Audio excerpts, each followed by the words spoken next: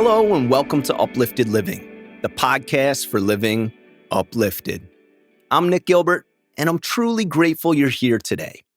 As a lifelong learner in the field of education, my goal is simple: to explore ideas that bring more clarity, intention, and purpose into our lives, and to share what I'm learning along the way. If you're someone who wants more than just staying busy, if you want to feel more present, more grounded, and more aligned with how you live, you're in the right place. Let's get into today's conversation.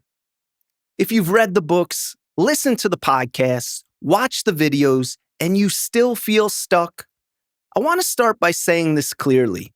The problem isn't you. More often than not, it's the way self-improvement is taught. And once you see this, things begin to shift. Many growth-oriented people aren't lazy. They're not broken. They're not lacking discipline. They're overloaded. You probably know what to do, but you're not doing it consistently. And that gap, the space between knowing and doing, is where frustration quietly builds. Here's what I've noticed. Most people who are drawn to self-development don't have a motivation problem. They have an overconsumption problem.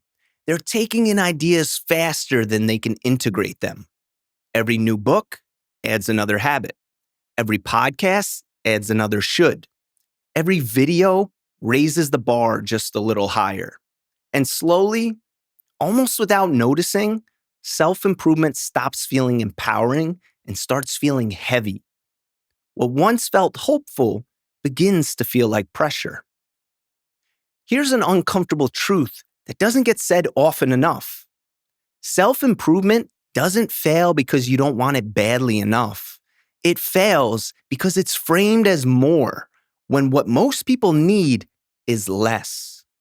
More habits, more optimization, more effort, when real change usually comes from subtraction.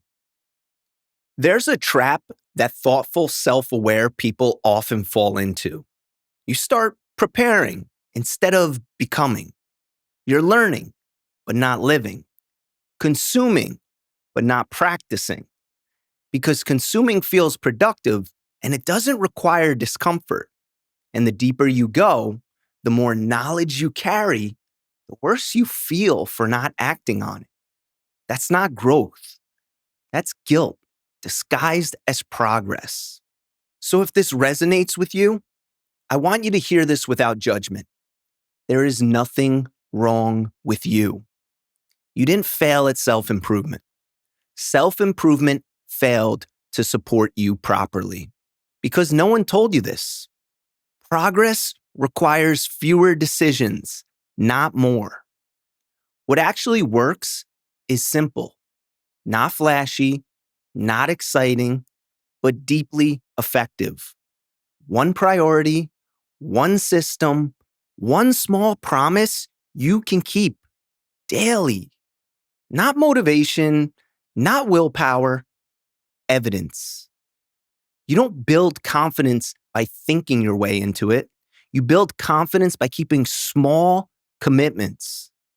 If you're feeling burned out, here's a gentle reset to consider. Stop trying to fix your entire life at once. Choose one thing that would make everything else feel a little lighter. Then shrink it until it feels almost too easy. 10 minutes, one page, one intentional action. Consistency beats intensity, especially when you're tired. There's also an identity shift that matters here. Instead of asking, "What should I do?" try asking, "What kind of person keeps this promise?" Identity follows evidence. Every small win is a quiet vote for who you're becoming. So if you feel stuck right now, it's probably not because you lack potential. It's more likely because you're overloaded with advice and under-supported by simple systems. Simplify, and momentum has a way of returning. As we close today's episode, I invite you to reflect on this. What's one thing you could simplify this week?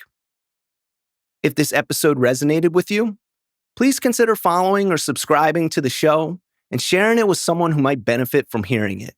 And if there's a book, idea, or topic that's been meaningful to you, I'd love to hear about it. Your suggestions often shape future conversations here. Until next time, keep learning, keep growing, and make it a priority to uplift both yourself and those around you. Thank you for listening.